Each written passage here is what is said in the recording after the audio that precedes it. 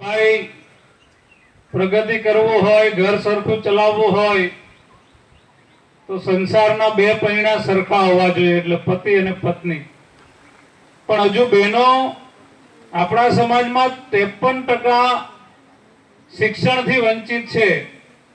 તો આપણો આદિવાસી સમાજ કઈ રીતના આગળ વધી શકે જો શિક્ષણ ના હોય તો એ આપણે વિચાર માંગી લે છે.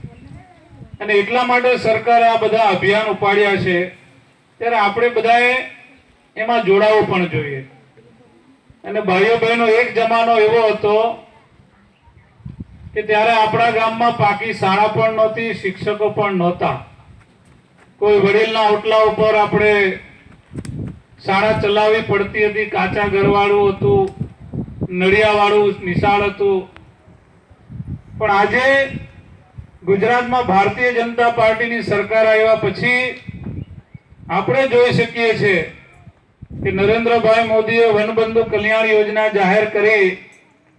અંબાજીથી લઈને ઉમરગામ સુધીના આપણા 90 લાખ આદિવાસી સમાજના વિકાસ માટે.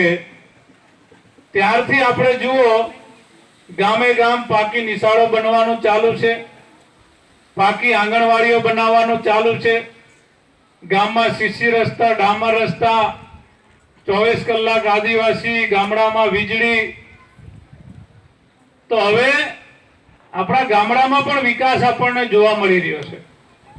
અને ભૂતકાળમાં તો આદિવાસીના દીકરા દીકરીને ડોક્ટર બનવું હોય, એન્જિનિયર બનવું હોય, પણ આદિવાસી તાલુકામાં સાયન્સની સ્કૂલ જ ના હોય તો ડોક્ટર ને એન્જિનિયર કેવી રીતે બની શકે?